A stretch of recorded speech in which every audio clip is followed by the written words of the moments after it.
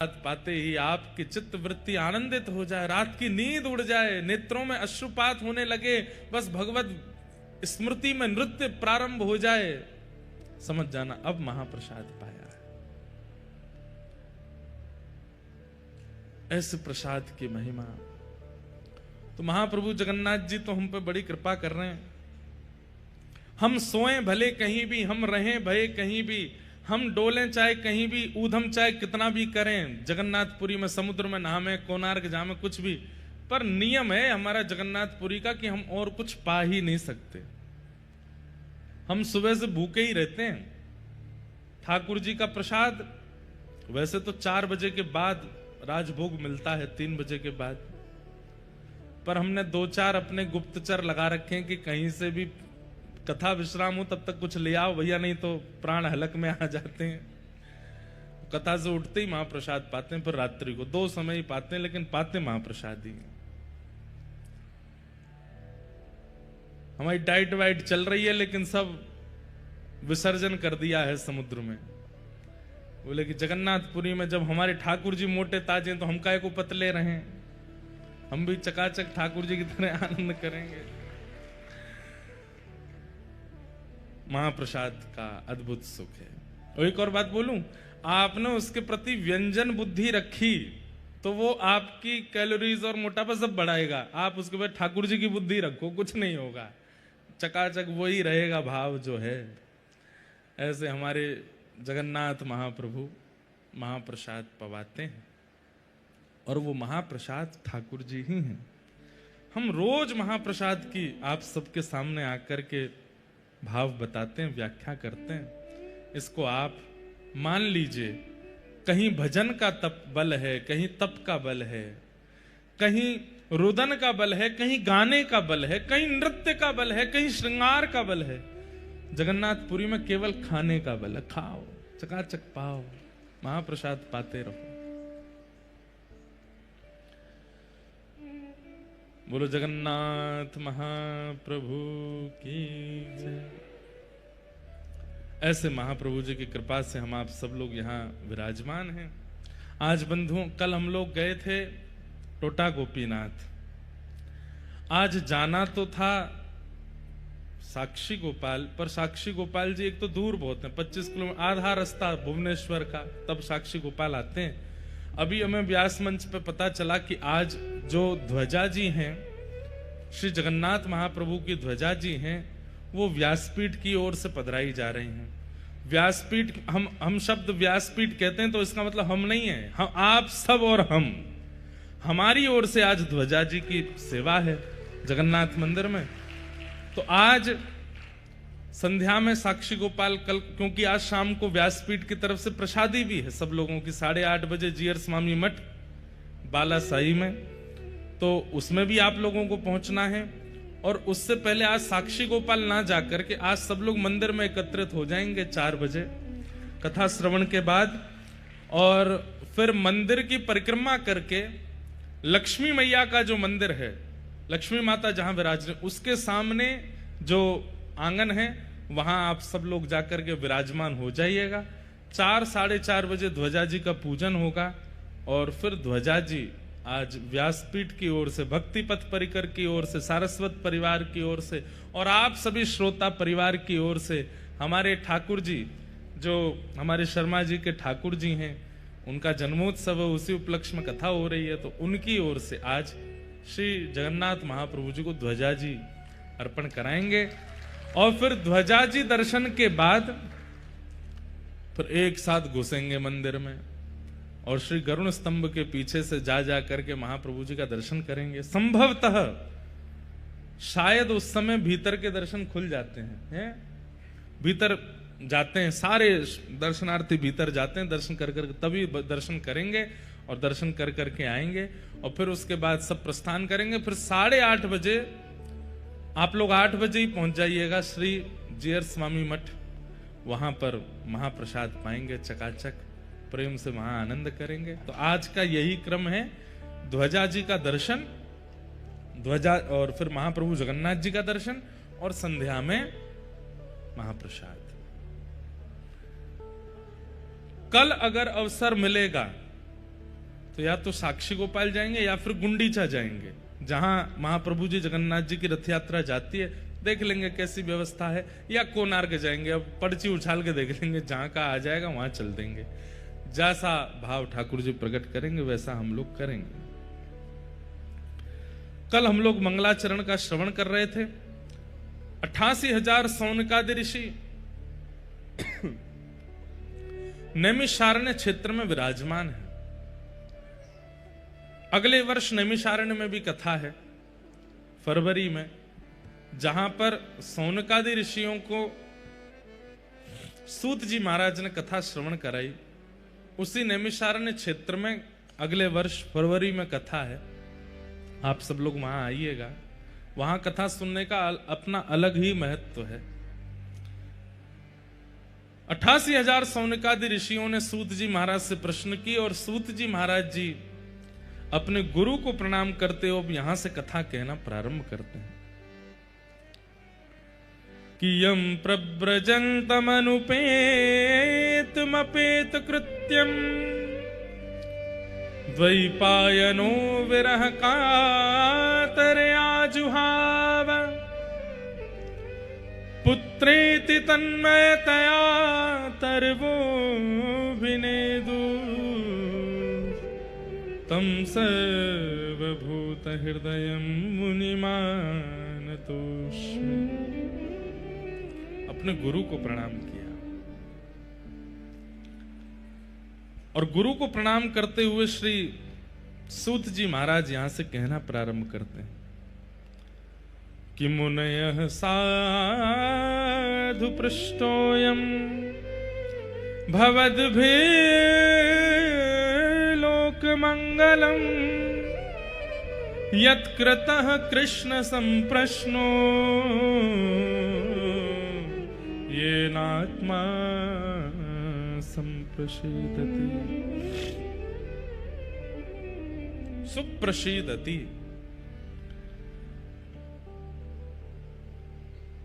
सूत जी महाराज बड़े प्रसन्न हैं। बंधुओं, एक बात आपको बताएं, सत्संग लाभकारी कब होगा? जब सत्संग करता सत्संग सुनने वालों से प्रसन्न हो जाए। सत्संग सुनने वाले जब आलस्य करते हैं, सत्संग सुनने वाले जब ध्यान नहीं लगाते हैं, इधर उधर देखते हैं, तो प्रवचनकर्ता का मन क्षोभित हो जाता है और उसके मन में क्षोभ आते ही उसका जो रस है वो भंग हो जाता है। फिर वो कितना भी भाव से कथा सुना रहा हो, आपका कल्याण नहीं हो सकता। शुक्राचार्य जी की एक कथा सुनते ही परीक्षित का उद्धार हो गया और यहां हम इतनी कथा सुन लेते हैं, क्यों नहीं होता? इसका मतलब यह नहीं है कि एक में ही उद्धार हो पर दूसरा दोबारा सुननी नहीं चाहिए, पर वो प्रत्येक कथा श्री कृष्ण का अनुभव कराने वाली तभी बनेगी जब वक्ता श्रोता से प्रसन्न होगा। इसलिए श्रोता को ऐसी भावना करके कथा में बैठना चाहिए कि इनकी दृष्टि अगर मुझ पे पड़ जाए तो ये मुझे देख करके आनंदित हो जाए। आप हमारी बात सत्य मान लीजिए, तभी वक्ता के हृदय से सुंदर सुंदर मोती प्रकट होते हैं जो आपका कल्याण करने वाले होते हैं। सूत जी महाराज यहां अति प्रसन्न हैं। सौनकादि ऋषियों से कहते हैं कि मैं आपके प्रश्न से बहुत प्रसन्न हूं। आपने इतना सुंदर प्रश्न किया है। आपके प्रश्न में दो भावनाएं हैं। कौन कौन सी? पहली भावना भवद्भिर लोक मंगलम। सब लोग इधर देखो, ध्यान से सुनो। आपके प्रश्न में पहली भावना यह है कि आपका प्रश्न लोक मंगल करेगा। कभी भी अवसर मिलता है ना तो चूका मत कीजिए। प्रश्न पूछने का अवसर मिले तो ऐसी जिज्ञासा, ऐसा प्रश्न करना चाहिए जिससे लोक मंगल होता। लोक में तो आप भी आते हैं ना, आपका भी मंगल हो जाएगा। और दूसरा, आपके प्रश्न में दूसरी भावना क्या है कि आपके प्रश्न से ठाकुर जी का यश प्रकट होगा और ठाकुर जी के सामीप्य वर्ती वार्ताएं होंगी। प्रश्न कैसा होना चाहिए? दो बातें, ठाकुर जी की लीला प्रकट होती हो और उस लीला के श्रवण से लोक का हित होता हो, लोक का मंगल होता हो, ऐसा प्रश्न ही करना चाहिए सदैव।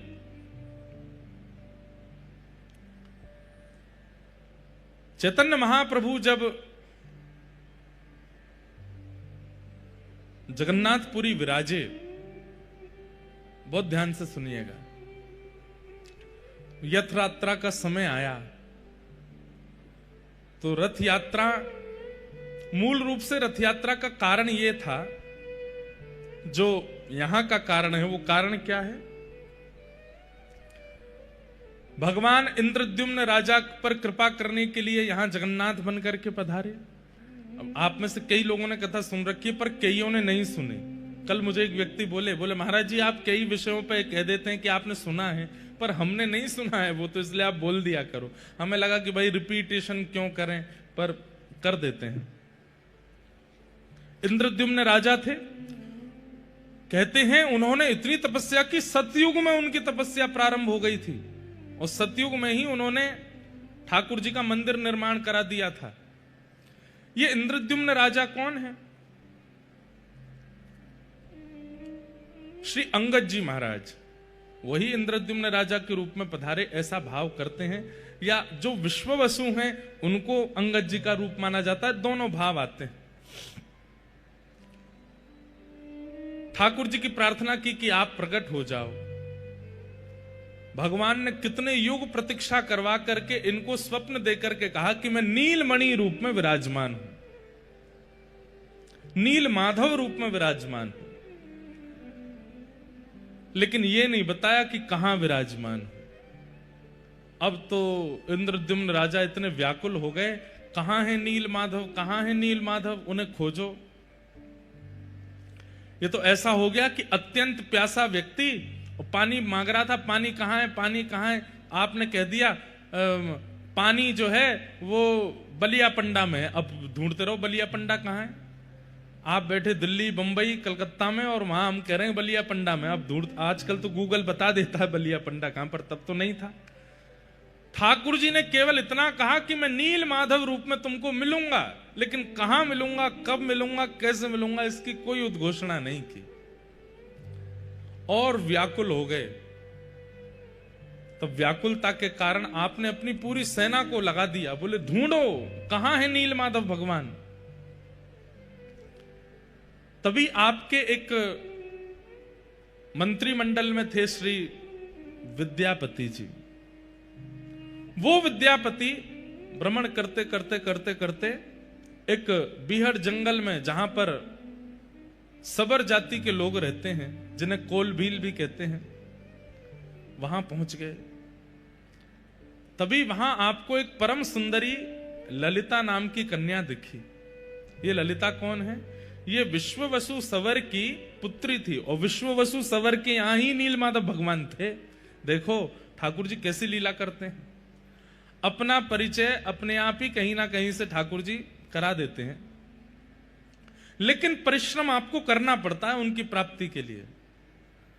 तो विद्यापति जी जैसी ललिता से मिले, ललिता इतनी सुंदर थी कि दोनों का प्रेम हो गया। ललिता ने जाकर के अपने पिता विश्ववसु जी से कहा कि मैं तो इनसे ही ब्याह करूंगी। विश्ववसु जी बोले ये ब्राह्मण हैं, हमको स्वीकार करेंगे?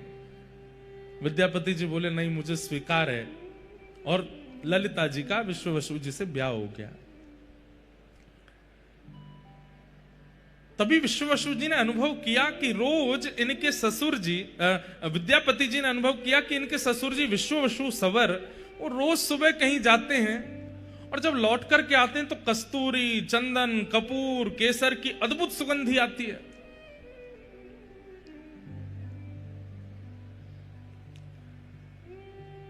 खोज तो चल रही थी नीलमाधव भगवान की। तो विद्यापति जी ने ललिता जी से पूछा कि आपके पिताजी सुबह सुबह कहां चले जाते हैं भोर में, और इतनी सुगंधी आती है उनमें से, कहां जाते हैं वो?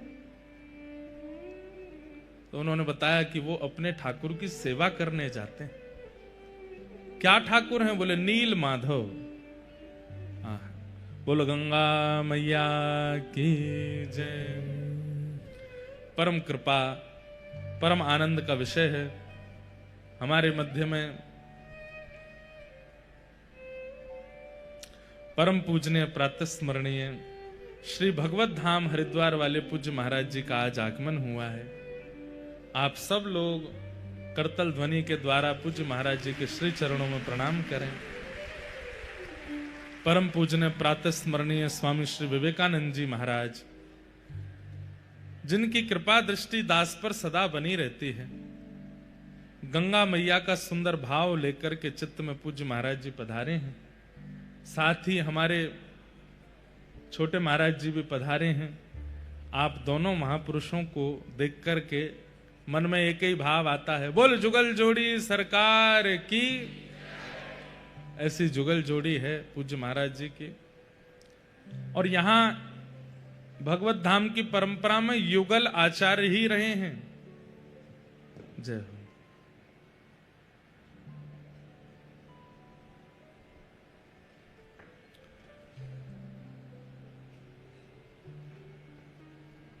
जय जगन्नाथ जय बलदेव, जय जगन्नाथ जय सुभद्रा जय नीलाचल धाम, जय सुभद्रा जय नीलाचल धाम, जय जगन्नाथ जय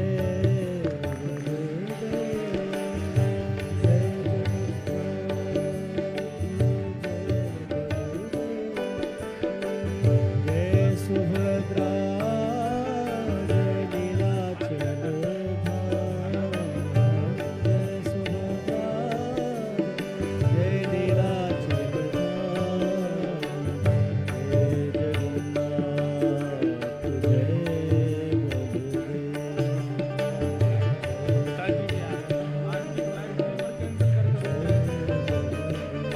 आज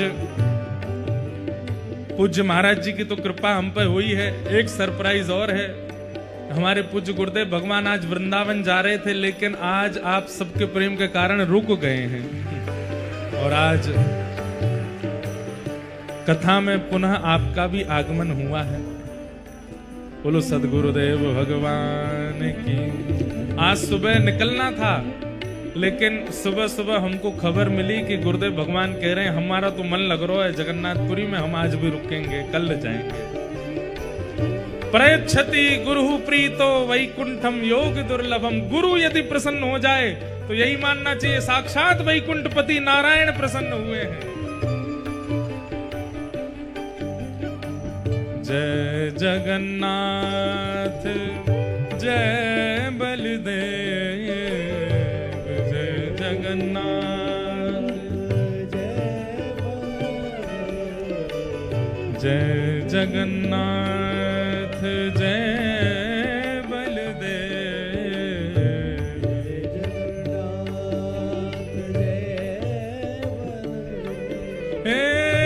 जय सुभद्रा जय लीलाचल धाम, जय सुभद्रा जय लीलाचल धाम, जय सुभद्रा जय लीलाचल धाम, जय जगन्नाथ जय जगन्नाथ जय बलदेव, जय जगन्नाथ जय सुभद्रा जय लीलाचल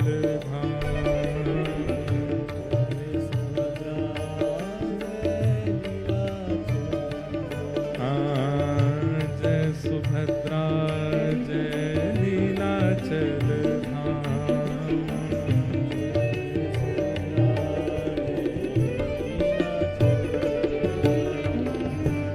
तो आज बड़ी कृपा है। देखो हमारे पूज्य स्वामी श्री विवेकानंद जी महाराज गंगा तट से आए हैं और पूज्य सदगुरुदेव भगवान यमुना तट से आए हैं। तो गंगा जमुना दोनों को मिलन है रहे हो है। और कहाँ हो रहा है? वैसे तो गंगा जी गंगा सागर में जाकर के ठाकुर जी के चरणों में विलीन होती हैं, सागर में विलीन होती हैं, पर यहाँ यमुना गंगा दोनों संगम होकर के और हम आप सब वैष्णवों को लेकर के श्री जगन्नाथ चरण रूपी सागर में विलीन हो रहे हैं। ये अति आनंद की बात है। हम कथा क्रम में चलें, बहुत ध्यान से सुनिएगा। तो विद्यापति, इनका विवाह किनसे हुआ? ललिता जी के साथ। तो ललिता जी किसकी पुत्री हैं? विश्ववसु सवर की। और विश्ववसु के यहां पर नील माधव भगवान की सेवा होती है गुप्त रूप से। एक बात हम आपसे निवेदन करना चाहते हैं, आप लोग माने तो। हमसे तो यह बात हो नहीं पाई, लेकिन अगर आपसे हो जाए तो करके देख लीजिएगा। अपने सेवा के ठाकुर जी को अति गुप्त कर लीजिए। ना उनका फोटो खींचना है, ना किसी को दर्शन कराने हैं। और जो कक्ष है, जिस कक्ष में ठाकुर जी विराजते हैं, उस कक्ष में कम से कम 1 वर्ष तक प्रयास कीजिए कि कोई नहीं जावे, केवल आप जाओ अपने ठाकुर जी के पास। आप सेवा करो, आप ही भोग पधराओ, आप ही श्रृंगार करो, और जो भी सामग्री लेकर के आते हैं ठाकुर जी के लिए, खिलौने लेके आओ, ठाकुर जी के लिए सखी स्वरूप लाओ, बंगले लेकर के आओ, जो भी लाओ सब बाहर लेकर के आइए, छुपा के लाइए सबको, क्योंकि घर वालों को भी नहीं पता चले क्या आया है। और 1 वर्ष तक अपने ठाकुर जी की आप सेवा बिल्कुल गुप्त रूप से कीजिए, गोपनीय रूप से कीजिए। ना उनकी फोटो कहीं डालिए, ना किसी को दिखाइए। घर के सदस्यों से भी कह दीजिए ये बाहर चित्र लगा हुआ है, इसी में दर्शन कर लो, भीतर नहीं आना है। हो सकता है कलेश भी हो जाए कई घरों में, लेकिन कोई बात नहीं, ठाकुर जी अगर प्रकट हो जाए तो कलेश सह लेना। हम आपको आचार्यों की परंपरा की अनुकूलता से ये बात बता रहे हैं, किसी को मत आने दीजिएगा। 1 साल बाद आप अनुभव करेंगे। 1 साल तो बहुत लंबा होता है, कुछ ही दिनों में आप अनुभव करने लगेंगे कि ठाकुर जी को आप जिस अवस्था में छोड़ के गए, ठाकुर जी उस विपरीत अवस्था में आपको मिलेंगे। आपके संग सेवा, आपके संग लीला करेंगे। क्यों? उसके पीछे कारण है।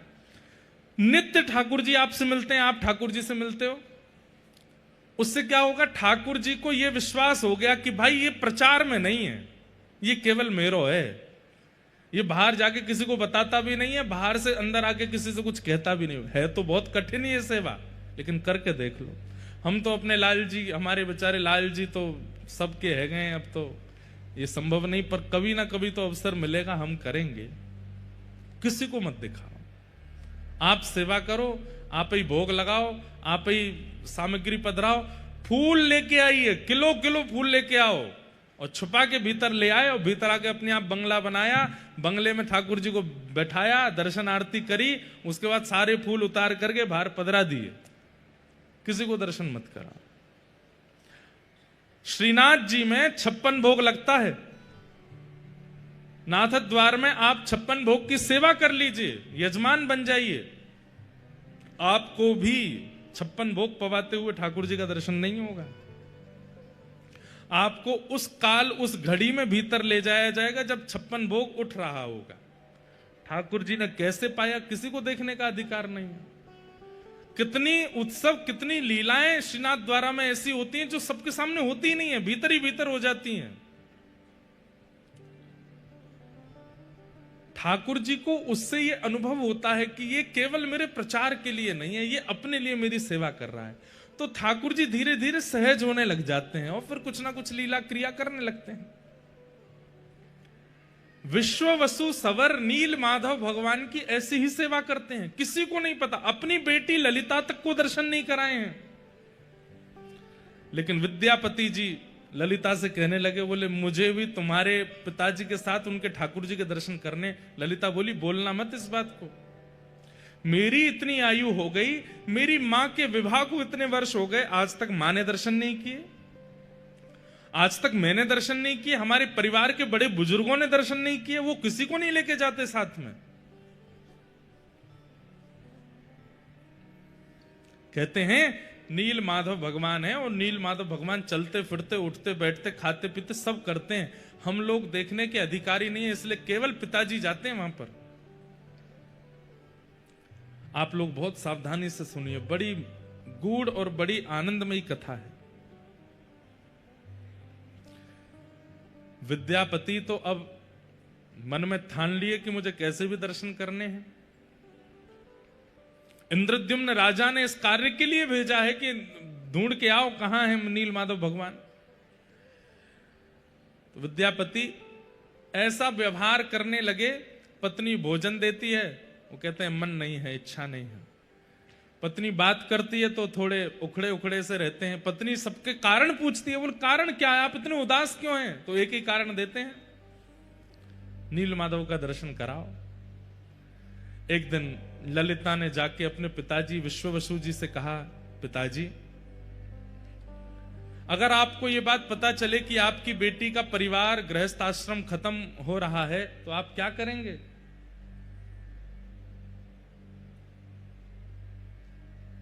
तो आप बोले कि पुत्री के गृहस्थाश्रम को व्यवस्थित करने के लिए जो करना पड़े करेंगे। तो बोले मेरा गृहस्थाश्रम अगर नील माधव भगवान के दर्शन करा करके संभलता हो तो आप क्या करोगे? मना कर दिया। बोले बिल्कुल नहीं, नील माधव भगवान के दर्शन नहीं होंगे, केवल नाम स्मरण कर लो, केवल चिंतन कर लो, दर्शन नहीं कराऊंगा मैं। चरणों में गिर गए ललिता, बोले मुझे दर्शन नहीं करने हैं। हम तो बचपन से सुनते आए कि हम उनके दर्शन नहीं कर सकते, पर मेरे जो पतिदेव हैं ये हमारे परिवार के सदस्य भी बने, इनको कैसे समझाएं हम? ये मुझसे बात नहीं करते, भोजन नहीं पाते, कुछ भी नहीं करते, आप कृपा कीजिए ना पिताजी, इनको दर्शन करा दीजिए। अनेक दिनों तक तो विश्ववसु मना करते रहे, लेकिन एक दिन पुत्री पर बहुत दया आ गई और नील माधव भगवान को कृपा करनी है, इसलिए उनके मन में भावना आ गई। बोले चलो ठीक है, तो दर्शन कराते हैं, लेकिन आंख पे पट्टी बांध के ले जाऊंगा ताकि रास्ता ना देख ले, नहीं तो रोज रोज पहुंच जाएंगे। विद्यापति बोले आप तो बस दर्शन करा दो। वो ठहरे विद्यापति, उनका नाम ही विद्यापति है। कहीं कहते हैं धान, कहीं कहते हैं सरसों की पोटली अपने कमर पर बांध ली और उसमें छेद कर दिया, और सुबह जब निकले हैं विश्ववसु ने आंखों पर पट्टी बांध दी है, लेकर के जा रहे हैं नील माधव भगवान का दर्शन कराने के लिए। सरसों गिरती जा रही है, आप जैसे ही ऊपर पहुंचे जाकर के पट्टी खोली, महाराज आहा नील माधव भगवान का दिव्य स्वरूप दर्शन करके आनंदित हो गए। बोले चलो हो गए दर्शन, अब वापस चलो। वापस लौट करके पुनः पट्टी बांध करके लेकर के आए। कुछ दिन प्रतीक्षा करते रहे विद्यापति, बोले अभी पौधे उग जाएंगे, उसके बाद तो रास्ता तो मिल ही जाएगा। लेकिन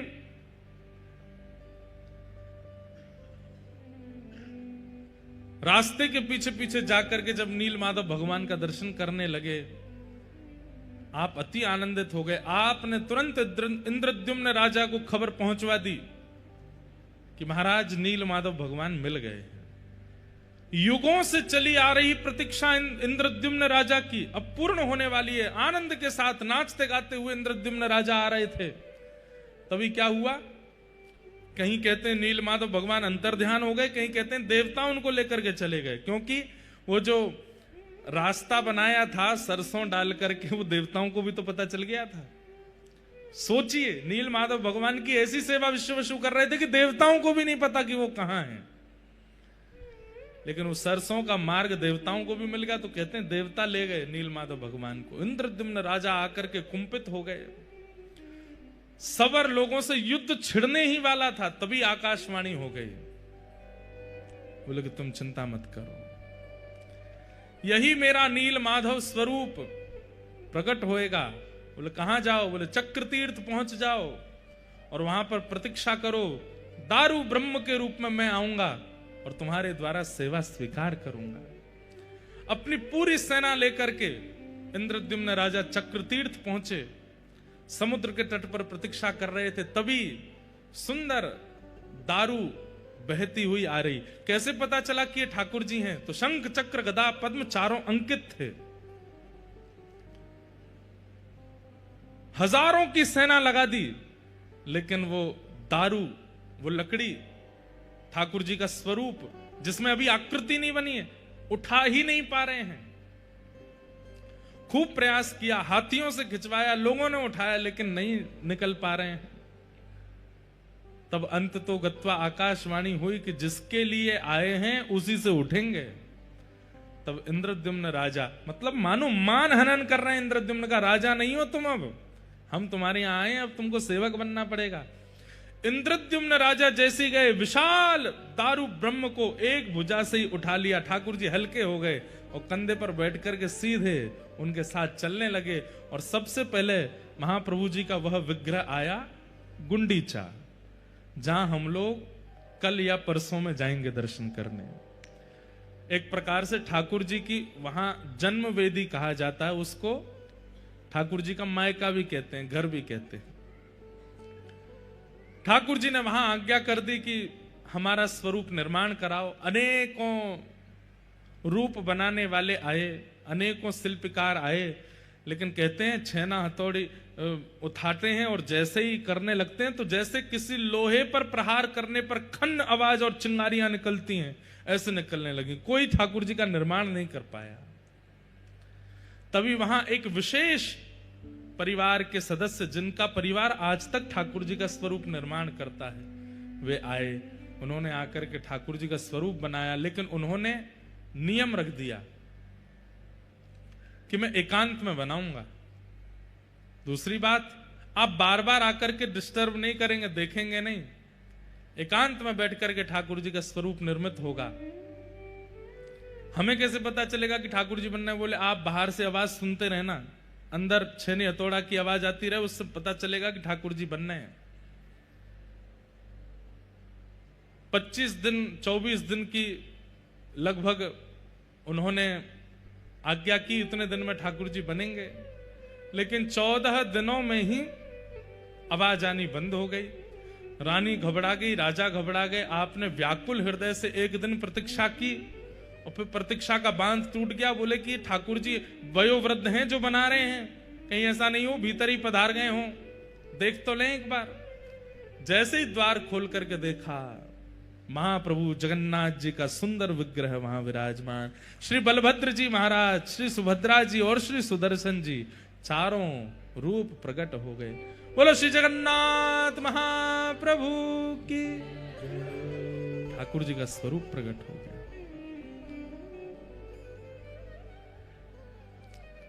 लेकिन इंद्रद्युम्न राजा घबरा गए। हाय राम, ये मैंने क्या किया? अभी पूर्ण तिथि पूरी हुई नहीं, उससे पहले ठाकुर जी का मंदिर खोल दिया, तो अधूरे ठाकुर जी रह गए। कैसे नेत्र हैं, कैसा मुख है, हाथ भी नहीं बने हैं, उदर भी नहीं बना है, ठाकुर जी तो अधूरे रह गए। तभी ठाकुर जी ने आकाशवाणी करते हुए कहा, नहीं इंद्रद्युम्न राजा, ये परिपूर्ण स्वरूप है। बाकी के स्वरूप मानव दर्शन के लिए हैं, इसलिए उनमें हस्त कमल, चरण कमल, नासिका, कान सबका दर्शन होता है। परंतु ये तो श्री राधा भाव, विरही भाव विगलित स्वरूप है। ब्रजवासियों के विरह में द्वारिका में मेरा श्री अंग पिघल गया था। वही स्वरूप मैंने नारद जी को आज्ञा करके कहा था कि मैं कलयुग में प्रदान करूंगा सब जनमानस को दर्शन कराने के लिए। वही ब्रजवासियों के विरह में मेरा प्रेम विगलित स्वरूप ही यहां जगन्नाथ बन करके आया है। इसलिए तुम इनको अधूरा मत समझो, ये मेरा परिपूर्ण श्री राधा भाव परिपूर्ण स्वरूप है मेरा, इन्हें स्वीकार कर। आहा, अब सतयुग में बना हुआ मंदिर, उसमें ठाकुर जी को विराजमान करना था। रथ का निर्माण हुआ और जैसे ही रथ पर आरूढ़ होकर के महाप्रभु जगन्नाथ जी वापस श्री मंदिर की ओर आने लगे, कहते हैं गुंडीचा महारानी रथ के आगे लेट गई। जिस प्रकार श्री ठाकुर जी वृंदावन से